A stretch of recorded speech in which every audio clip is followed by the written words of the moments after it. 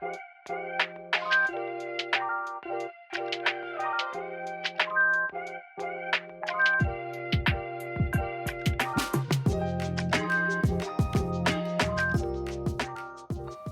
Alain et Maïda pour leur invitation. Nous sommes très heureux d'être avec vous pour ce dimanche. Il y a beaucoup d'émotions. Corinne disait ce matin, on retourne à la maison. C'est des souvenirs inoubliables. C'est des moments tellement bénissants. Et ce matin, on est heureux de voir cette belle église qui a bien grandi, ce bel auditoire, voir ceux qui étaient là de notre temps et voir les autres, voir cette belle louange, vivre ce beau culte.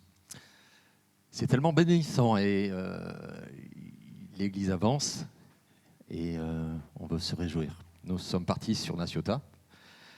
Pour la plupart, vous le savez, nous nous réjouissons dans cette petite église aussi et nous faisons l'œuvre de Dieu. Mais moi, j'aimerais dire ce matin que l'œuvre de Dieu est belle. C'est la plus belle des œuvres qui existent sur cette terre. C'est le ciel qui a rejoint la terre et qui lui a donné du sens. Et nous sommes le peuple de Dieu, nous sommes ses rachetés, nous lui appartenons. Et ce matin, nous avons bien des raisons de le louer et de l'adorer. En tout cas, nous sommes très heureux d'être là et de vous retrouver, de vivre ce moment avec vous. Ce matin, j'ai quelques pensées à partager avec vous, des simples mots, des choses que vous connaissez, mais il est tellement bon de se rappeler aussi toutes ces choses que nous connaissons et que des fois nous pouvons oublier.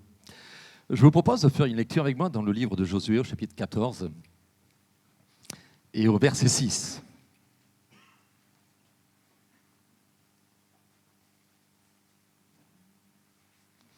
Josué, chapitre 14, verset 6.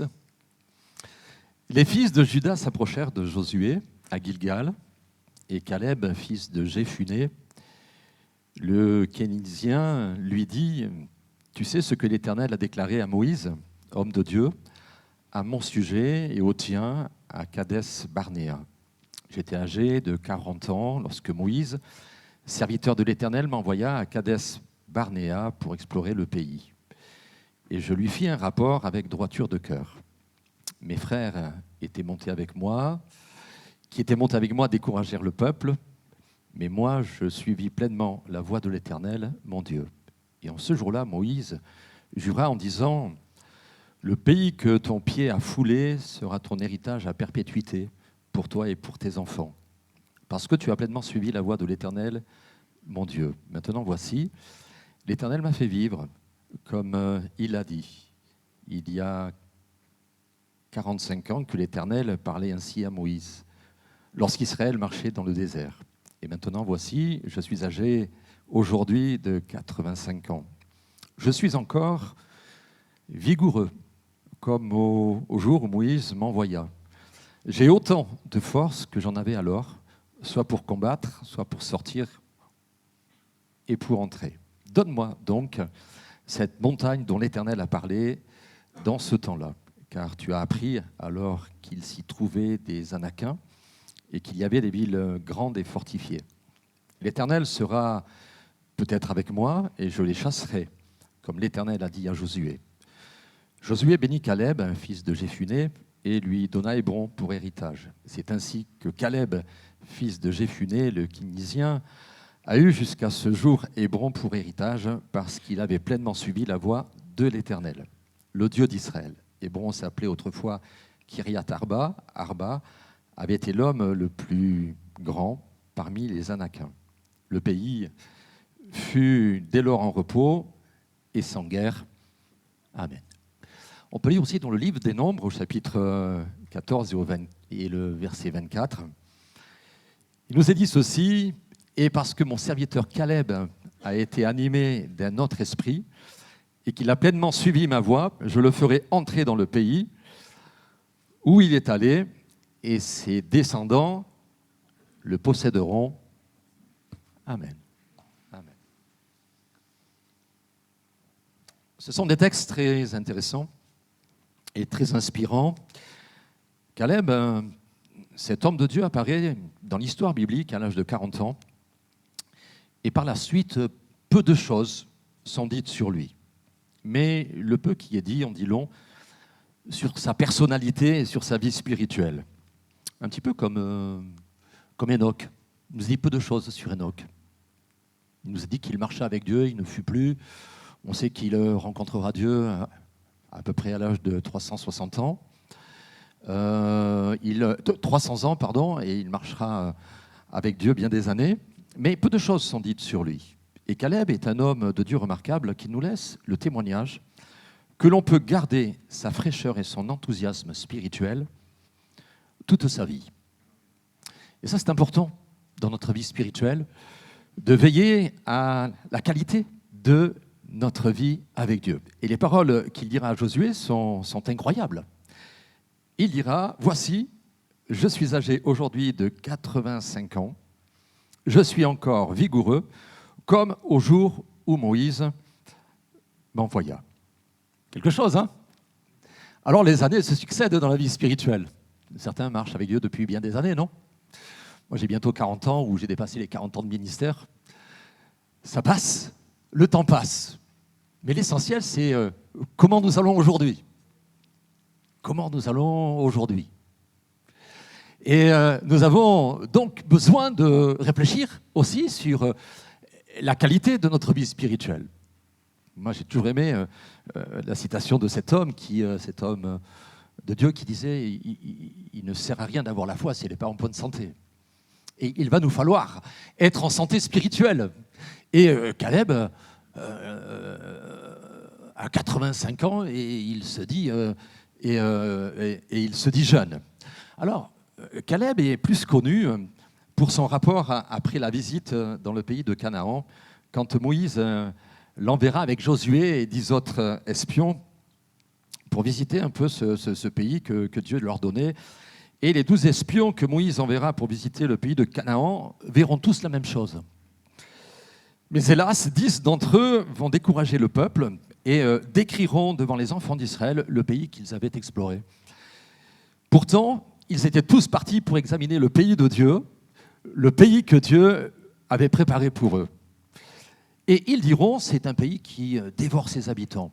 Et le découragement sera contagieux, il provoquera des murmures, un esprit défaitiste, il l'éloignera de Dieu, engendrera une perte de foi dans les promesses de Dieu et empêchera le peuple d'aller de l'avant. Et ils diront même, nommons-nous un chef et retournons en Égypte. Et Caleb et Josué s'insurgeront et diront, non, montons, emparons-nous du pays, nous y serons vainqueurs. Pour eux,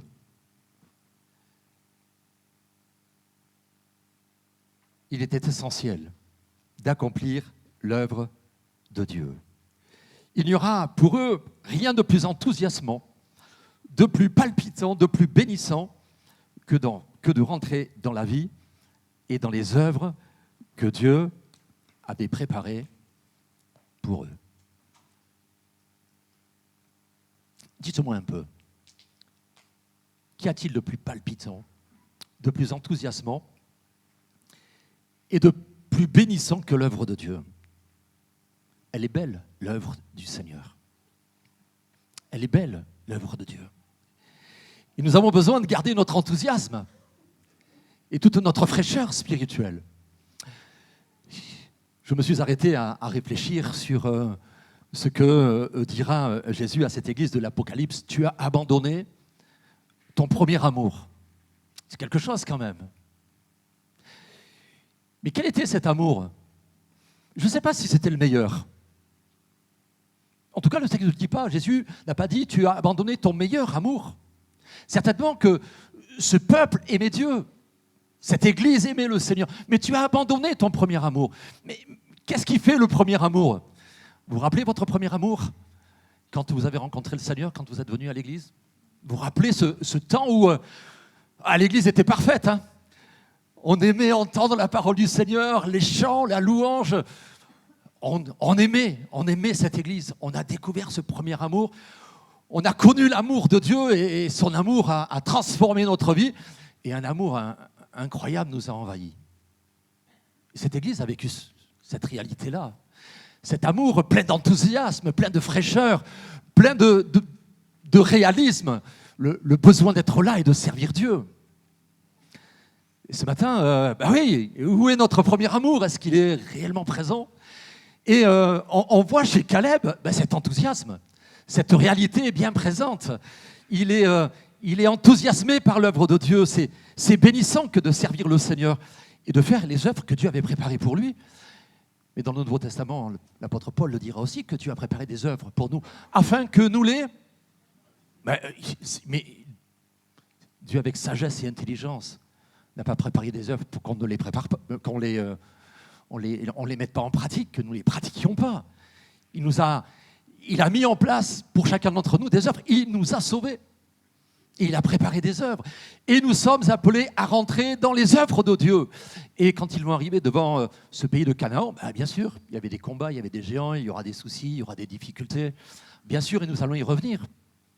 Il faut rester réel sur les vérités de notre vie spirituelle. Bien sûr, elle est faite de difficultés, elle est faite de combats et de luttes. Mais nous sommes appelés à rentrer dans les œuvres de Dieu. Ce que nous voyons dans ce texte, c'est que 45 ans plus tard, Caleb est le même. Il a 85 ans et déclare avoir autant de vigueur que lorsqu'il est dans cette période de la force de l'âge. À 85 ans, il sera encore dans la force de l'âge, peut-être pas physiquement, mais spirituellement. Quelle énergie! Pourtant, il aurait pu mal finir. Il aurait pu finir amer, aigri, découragé et déçu. Non seulement il passera 40 années dans le désert à cause de l'incrédulité et la désobéissance du peuple de Dieu, mais en plus de cela, il supportera leur mécontentement perpétuel, leur mesquinerie et leur facilité à se détourner de Dieu. Les plus belles années de sa vie, il les passera à tourner en rond dans un désert. Les excuses ne lui auraient pas manqué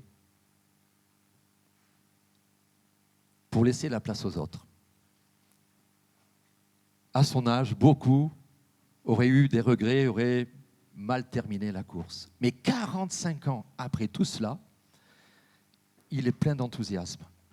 Il est plein d'enthousiasme pour son Dieu, comme au premier jour. Il gardera malgré tout sa vigueur et sa ferveur spirituelle. L'homme a vieilli physiquement, mais pas spirituellement. Et l'apôtre Paul le dira. Si mon être extérieur se détruit, mon être intérieur se renouvelle. Et il est important de vivre ce renouvellement intérieur. Oui, les années passent pour les uns et pour les autres. Nous sommes tous à la même enseigne. Mais ce qui est important, c'est de laisser le Seigneur nous renouveler dans notre vie spirituelle. Donc le thème de mon message, ma pensée, c'est Caleb, un homme plein de fraîcheur et d'enthousiasme spirituel. Et il faut que nous gardions, nous aussi, cette fraîcheur et cet enthousiasme. Il nous faudra veiller. Alors qu'il était prêt donc de rentrer dans ce pays de la promesse et de prendre part à l'héritage qui était le sien dans le pays de Canaan, il dira à Josué, « Voici, je suis encore vigoureux. Je suis encore vigoureux. » La vigueur, c'est la force, c'est l'énergie, c'est la vitalité d'une personne en pleine santé. Il ne l'était pas physiquement, peut-être, mais il l'était moralement et bien sûr spirituellement. Caleb avait certainement compris que plus longtemps il œuvrait, mieux il vieillirait. Il vieillirait. Un homme a dit ceci, « Le fer se rouille, faute de s'en servir, et l'eau stagnante perd sa pureté. De même, l'inaction sape la vigueur de l'esprit. » Il va nous falloir rester dans l'œuvre de Dieu. Il va nous falloir l'accomplir et jour après jour prendre prendre du temps devant Dieu pour renouveler nos cœurs et nos pensées. La vigueur nous fait penser à la jeunesse, non? Dans le livre des Proverbes, il est dit la vigueur et la gloire des jeunes gens. Vous connaissez la suite? Les cheveux blancs sont l'ornement. Bon, le texte dit des vieillards. Bon, ma foi, je me rapproche de tout cela. Nous sommes appelés à garder une éternelle jeunesse spirituelle, un bon état d'esprit, un vrai enthousiasme spirituel. Non? Nous avons besoin de renouveler notre vie avec le Seigneur. Alors ce matin, j'aimerais simplement relever quelques points sur les sources qui vont faire la vigueur de cet homme. Ça ne se fait pas comme ça. Ça ne descend pas du ciel. Ce n'est pas magique. Il y a des principes bibliques sur lesquels il va falloir nous arrêter. Qu'est-ce qui va faire la vigueur de cet homme Caleb? Il y a 5 pensées peut-être dans notre texte que j'aimerais partager avec vous. C'est quelque peu caché, mais c'est tellement profond. Il va dire à Josué, tu sais ce que l'Éternel a déclaré à Moïse, homme de Dieu, à mon sujet, et au tien, à Kadès Barnéa. J'étais âgé de 40 ans, lorsque Moïse, serviteur de l'Éternel, m'envoya pour explorer le pays. Ce qui fera de Caleb un homme en pleine santé, en pleine force, plein d'énergie et de vigueur, c'est son attachement à la parole de Dieu. À la parole de Dieu. Tu sais ce que l'Éternel a déclaré à Moïse, homme de Dieu, à mon sujet, au tien, mais à mon sujet. Malgré toutes ces années passées dans le désert, pendant 40 ans, Caleb gardera précieusement cette parole de Dieu le concernant. Et malgré toutes ces années passées dans le désert, pendant 40 ans, Caleb gardera précieusement cette parole de Dieu. Il la gardera, il la nourrira, il la fera vivre en lui. Elle sera sa force, elle sera sa joie, elle sera le moteur de sa vie spirituelle. Il se nourrira de cette promesse de Dieu. Qu'est-ce qui nourrit votre vie spirituelle? Ce qui doit nourrir notre vie spirituelle, ce qui doit être notre force, ce qui doit être notre moteur, c'est cette parole de Dieu. Il se nourrira des paroles de Dieu. Paul dira à Timothée de se nourrir des paroles de la foi. Quelles sont ces paroles de la foi? C'est les paroles de Dieu, c'est les paroles d'une confiance authentique à l'égard de Dieu. C'est une parole qui déclare que Dieu restera fidèle quoi qu'il arrive. Nous avons besoin de nourrir notre vie spirituelle de ces vérités-là. Et à 85 ans, il vivra l'accomplissement de la parole de Dieu. Parce que ce que Dieu a promis, il accomplit. Il accomplit. Même si cette promesse tarde. Ce que Dieu ordonne arrive. Il va nourrir cette parole de Dieu. Moi, j'aime bien, et je vais certainement partager cela avec vous. Quand Dieu envoie Élie à Kérit, il lui dira « J'ai ordonné à des corbeaux de te nourrir ». Mais bon, c'était pas simple quand même, hein, d'aller à Kérit en pensant que des corbeaux allaient le nourrir. Mais ce que Dieu ordonne arrive. Il enverra à Sarepta auprès d'une femme qui ramasse quelques morceaux de bois, qui va mourir. Mais la parole de Dieu s'accomplit. Cette femme-là, cette pauvre veuve te nourrira. La parole de Dieu, elle doit être le centre de notre vie. Et elle doit nous donner de respirer. Elle doit être notre force. Elle doit être notre joie. Elle doit être le moteur de ma vie spirituelle. Il y a 85 ans, il vivra l'accomplissement de la parole de Dieu pour lui. Et puis, ce qui est important aussi, il dira à Josué, « Voici, je suis âgé aujourd'hui de 85 ans, j'ai autant de force que j'en avais alors. » Caleb ne laissera pas le temps et les circonstances altérer sa foi et sa vie spirituelle.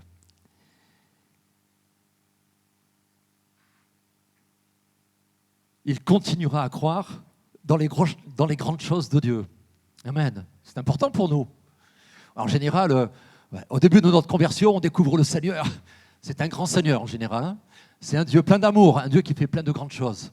Et qui a fait pour nous de grandes choses. Et nous connaissons ce psaume, après la libération, ce peuple d'Israël qui dira « Dieu a fait pour nous de grandes choses ». Parlait-il de l'Égypte, de la délivrance de Babylone, mais Dieu avait fait pour eux de grandes choses.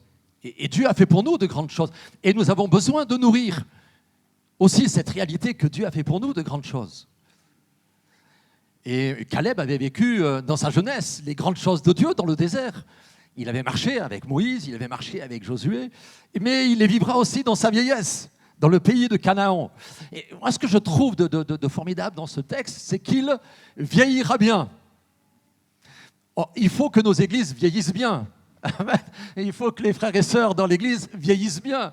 Il faut que les pasteurs vieillissent bien, mais il nous faut bien vieillir. Il ne se laissera pas user par le temps. Le temps ne sera pas un ennemi de sa vie spirituelle, mais il va en faire un allié. Il va en faire un atout et il va en faire sa force. C'est une force, les années qui passent, non ? Normalement, plus on vieillit, mieux on connaît le Seigneur. Non ? On le connaît si peu encore. Moi, je vois, après des années, je me dis, Seigneur, je te connais encore si mal. On le connaît si mal. Mais je pense qu'avec les années, nous avons besoin de plus le connaître. Et cet homme connaissait son Dieu et il va faire de ces années, du temps qui passe, une force pour sa vie spirituelle. Un homme a dit ceci, avec le temps, tout s'en va. Mais ce n'est pas une réalité pour nous. Caleb choisira une vie inspirée par Dieu. Et frères et sœurs, ce qui est important pour nous, c'est vrai qu'avec le temps, parfois, physiquement, ça s'en va. Mais ce n'est pas une réalité pour notre vie spirituelle. Notre vie spirituelle doit être une vie inspirée par Dieu. Il ne vivra pas dans le passé, mais il bâtira sa vie sur le passé vécu avec Dieu, ce passé glorieux, même dans le désert. Moi, j'aime me rappeler que j'ai un Dieu glorieux et un Dieu qui est immuable. Et un Dieu qui est immuable. Un Dieu qui ne change pas et qui ne changera pas. Personne ne pourra le faire changer. Il est immuable et glorieux. Et dans le désert, dans sa jeunesse, il a vu les grandes choses de Dieu. Mais il va s'appuyer sur ces réalités pour croire que dans le présent, Dieu sera là. Et il va persévérer dans sa fidélité à Dieu. Il gardera son appel, sa marche avec Dieu, sa vocation, dans une grande intégrité. Et ce qui est important dans notre marche avec Dieu, c'est que nous gardions notre intégrité. L'intégrité de notre vie spirituelle. Nous marchons avec un grand Dieu qui jusqu'à ce jour a été fidèle. Non ? Nous pouvons tous le dire. Si nous marchons avec lui, jusqu'à ce jour, il a été fidèle. Et ce qui sera important, c'est de garder l'intégrité de notre vie spirituelle. Il suivra le Seigneur avec un grand privilège. Le privilège de le connaître. Vous savez, nous avons un grand privilège, c'est de connaître le Seigneur. Nous avons un grand privilège, c'est d'avoir une église. Nous avons un grand privilège, le grand privilège d'avoir été sauvés, d'avoir une église, d'avoir des frères et des sœurs. Un grand privilège de servir dans cette église. C'est un grand privilège. Il va reconnaître son privilège de marcher avec le Seigneur. C'est un privilège que Dieu nous a fait. Et ce matin, il est tellement bon de vivre ainsi. Il ne se laissera pas gagner par le découragement. Il ne se laissera pas gagner par la déception. Il ne se laissera pas gagner par le dépit. Il refusera d'abandonner, d'abdiquer, de renoncer. Il gardera intacte sa vie spirituelle pendant 45 ans. Et il faudra veiller. Et ce qui est important, frères et sœurs, c'est de marcher ainsi. Pas de place à autre chose. Pas de place à l'amertume. Pas de place à la déception. Pas de place à l'abandon. pas de place à l'abandon.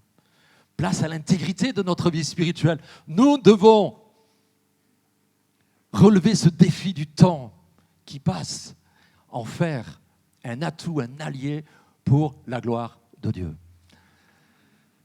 Gloire à Dieu. Et c'est ainsi qu'il nous faut marcher.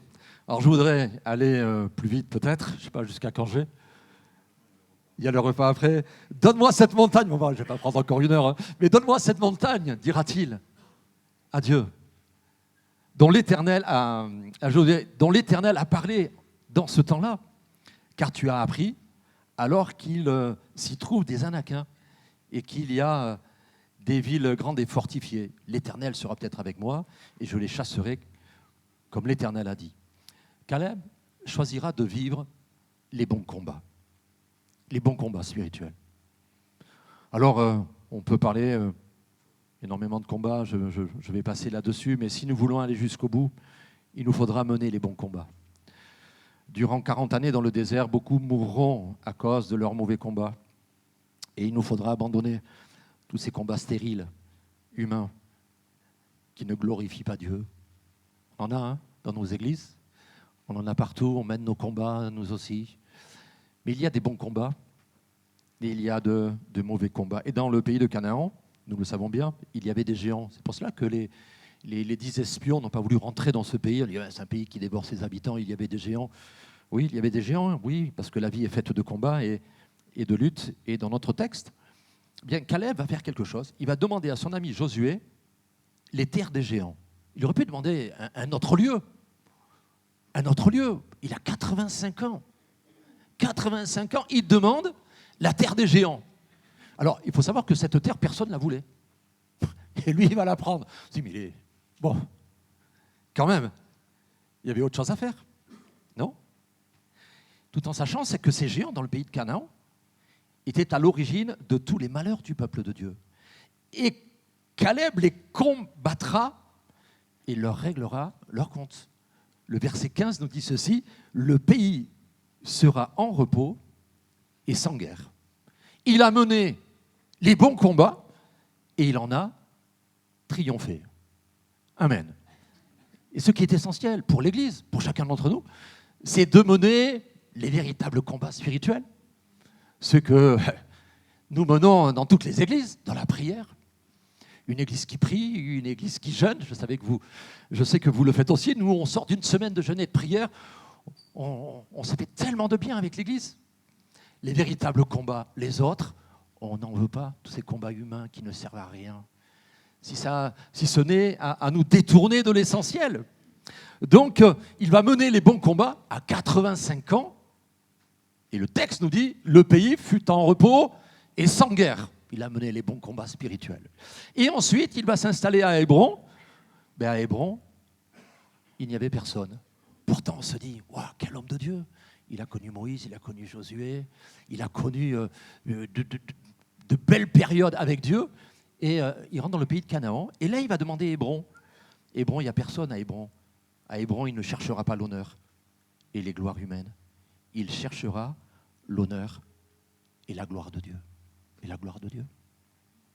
Qu'est-ce que nous cherchons ? Qu'est-ce que nous cherchons ? La réalité de ma vie, c'est qu'elle doit honorer Dieu chaque jour. Non ? Honorer Dieu. Je veux que ma vie le glorifie. Je ne cherche pas des gloires humaines. Elles sont éphémères. Aucune gloire humaine. Les honneurs humains peuvent être présents, mais ma recherche personnelle, c'est la gloire et l'honneur de Dieu. Et puis après, un temps passé, il va transmettre à Aksa, sa fille, ces terres sur lesquelles il y avait des sources supérieures et des sources inférieures. Il lui transmettra son héritage. Qu'avons-nous à transmettre à la jeunesse de notre Église ? Qu'avons-nous à transmettre à nos familles ? Qu'avons-nous à transmettre à nos familles, à nos enfants, à nos petits-enfants ? Qu'avons-nous à transmettre ? Si ce n'est ces sources spirituelles, les sources spirituelles de la vie abondante de Dieu. Non ? Notre rayonnement spirituel. Les profondeurs de notre âme qui se révèlent dans notre quotidien. Une vie rempli de joie, de paix, d'amour, de bienveillance. Laissons de côté tous ces mauvais combats. Vivons les vrais combats. Ne cherchons pas les gloires et les honneurs humains. Cherchons l'honneur et la gloire de Dieu. Et c'est ce que va faire Caleb. Et puis notre texte du livre des Nombres dit ceci. Et je vais terminer par 2 points de ce texte. Et parce que mon serviteur Caleb a été animé d'un autre esprit et qu'il a pleinement suivi ma voie, je le ferai entrer dans le pays où il est allé. Caleb était animé d'un autre esprit. Il sera plus qu'un tempérament optimiste et joyeux. C'est bien dans l'Église quand il y a de l'optimisme, de la joie, etc. C'était plus que cela. C'était plus que cela. Il en faut. Mais ça ne suffit pas dans le royaume de Dieu. Caleb sera un homme influencé par la présence de Dieu. Un homme influencé par la présence de Dieu. En lui résidait l'Esprit de Dieu qui l'inspirait, le faisait parler et agir, lui donnait de vivre dans la volonté de Dieu, lui donnait d'être fidèle à Dieu. C'est la présence de Dieu qui fera de lui la différence. La différence. Qu'est-ce qui nous inspire chaque jour? Qu'est-ce qui nous inspire? Ce qui doit nous inspirer chaque jour, c'est la présence de Dieu. Aimer et courir dans la maison de Dieu, non? En connaissant ce texte, je suis dans la joie quand on me dit « Allons à la maison de l'Éternel ». C'est bon d'être là. C'est bon d'aimer la présence de Dieu, la chérir dans notre quotidien. Mais en tout cas, ce qui le faisait vivre, c'était la présence de Dieu. Et ce qui doit nous faire vivre, c'est la présence de notre Seigneur en nous. Sans elle, nous sommes sans secours, restreints à des choix humains, avec une sagesse humaine, sans direction spirituelle. Mais quand l'Esprit de Dieu règne dans nos vies, nous sommes forts et nous sommes courageux. Notre force et notre courage, donc, viendront de lui. C'est auprès de lui que nous aurons tout pleinement. Ce qui sera essentiel pour notre vie ici-bas, c'est de cultiver la présence de Dieu et d'aimer la présence du Seigneur. Et je termine par cette pensée. Et parce que mon serviteur Caleb a été animé d'un autre esprit et qu'il a pleinement suivi ma voie. Il marchera dans les voies de Dieu. Il savait qu'il n'y avait rien de mieux que la volonté de Dieu. Mais vous savez qu'il n'y a rien de mieux que la volonté de Dieu? Il n'y a rien de mieux que la volonté de Dieu pour nous. Il s'appliquera à marcher dans la volonté de Dieu. Et je pense que nous aussi, si nous voulons aller jusqu'au bout, en étant plein de vigueur, il nous faudra marcher dans la volonté de Dieu. Jusqu'à ce jour, Dieu avait été fidèle. Il n'y avait pas de raison que cela change, alors Caleb fera le choix de marcher dans la volonté de Dieu. Frères et sœurs, nous avons fait peut-être bien des années de marche, nous marchons depuis bien des années avec Dieu, mais ce qui est important, c'est de bien marcher, et c'est de marcher dans ses voies, et de vivre pour lui. Dieu dira à David, je t'instruirai, je te montrerai la voie que tu dois suivre. Dieu a une direction pour notre vie. Il nous faudra prendre conscience de cette direction. Il veut nous instruire, il veut nous enseigner, il veut nous montrer la voie que nous devons suivre. Je te conseillerai, j'aurai le regard sur toi. Quel texte remarquable. Dieu avait pour David des chemins nouveaux, des chemins tout tracés. Dieu a pour nous des chemins nouveaux, des chemins tout tracés, non? Où nous marchons simplement comme ça. Nous sommes dans cette nouvelle année. Qu'est-ce que Dieu attend de nous? Qu'est-ce que Dieu attend de moi? Quels sont les chemins sur lesquels il veut que je marche? Tout cela est à découvrir, mais si nous marchons près de Dieu, nous verrons ces chemins tracés, et ces chemins nouveaux s'ouvrir devant nous. Et il est important pour nous de marcher dans une pleine confiance avec Dieu. Oui, il a des chemins tracés, des chemins qu'il a pensés, qu'il a imaginés et qu'il a voulu pour nous. Non. La vie avec Dieu, ce n'est pas mettre un pied devant l'autre et recommencer. Ça, c'est marcher. Ici-bas, c'est comme ça qu'on a appris à marcher, non? Mais avec Dieu, c'est découvrir les chemins qu'il a pour nous. Vous voyez, quand ils sont rentrés dans le pays de Canaan, ils ne se sont pas arrêtés là, à la frontière. Et Josué et Caleb le diront, montons, emparons-nous de ce pays. Emparons-nous de ce pays. Mais on est appelé à s'emparer de notre vie spirituelle, à marcher et à vivre pleinement cette vie que Dieu a pour nous. Et c'est ce que fera Caleb. C'est ce que fera Caleb. Et plaise à Dieu qu'il en soit ainsi pour nous. Je termine. Avant de mourir, Moïse bénira les enfants d'Israël. Il y aura des paroles prophétiques pour chaque tribu. Ce texte, nous le trouvons dans le livre du Deutéronome. Il dira à la tribu d'Azer ceci, que ta vigueur dure autant que tes jours. Qu'il en soit ainsi pour nous, non ? Que notre vigueur dure autant que nos jours. Dieu a pour nous les ressources nécessaires pour chaque jour. Pour chaque jour. Alors, on peut s'aigrir sur le chemin de notre vie spirituelle. On peut se décourager. Regardez Élie, découragé, il va même demander la mort à Dieu. Et Dieu lui redonnera un souffle de vie nouveau. Il continuera son service, il fera l'œuvre de Dieu. On peut vivre des temps difficiles, des temps compliqués, des temps de découragement, de déception. Mais ce matin, la pensée, elle est là, qu'il nous faudra garder toute notre fraîcheur spirituelle, marcher avec Dieu, garder notre ferveur. Cette santé spirituelle tellement indispensable pour notre destinée. Oui ? Non ? Nous marchons avec le Seigneur. Il y a ce vieux chant, peut-être que vous ne le connaissez pas, mais je sais qu'un jour mes yeux verront Jésus, non ? Et comment nous marchons pour aller à la rencontre de ce Seigneur ? Vous savez qu'il a préparé pour nous une grande fête, hein ? Non ? Nous marchons ici-bas, nous marchons par la foi, mais dans une pleine confiance dans sa fidélité, nous marchons avec lui. Et nous devons marcher avec ferveur. Nous partons vivre une grande fête qui va commencer dans les cieux, les noces de l'agneau. Il va enlever son église, mais dans quel état se trouvera son église ? Plein d'enthousiasme. Enoch, il marcha avec Dieu, et il ne fut plus parce que Dieu le prit. Moi, ça me dit, quel texte, il va mettre le pied dans l'éternité. Il va marcher avec Dieu. Dans les bons et dans les mauvais jours, Dieu sera son Dieu. Mais Dieu reste Dieu en toutes circonstances.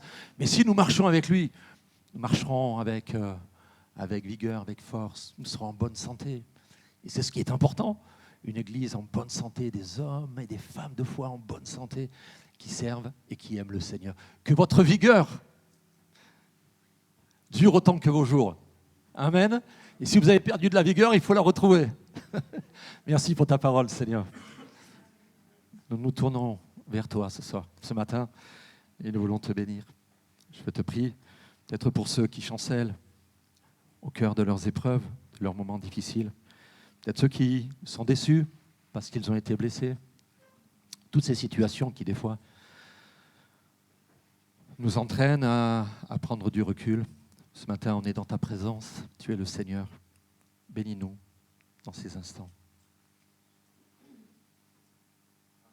Donne à nos plus anciens un renouvellement de force, quand bien même leur être extérieur se détruit, que leur être intérieur se renouvelle en toi. Merci pour notre sœur Madame Sochor, pour l'amélioration de sa santé. Bénis notre sœur. On pense à tous ceux aussi qui vivent des temps de souffrance. On veut te prier, Seigneur, de les bénir. Ce matin, on est dans ta présence et on peut marcher jusqu'au bout. Jusqu'à la mort, nous te serons fidèles. Et jusqu'à la mort, tu seras notre Dieu. Amen.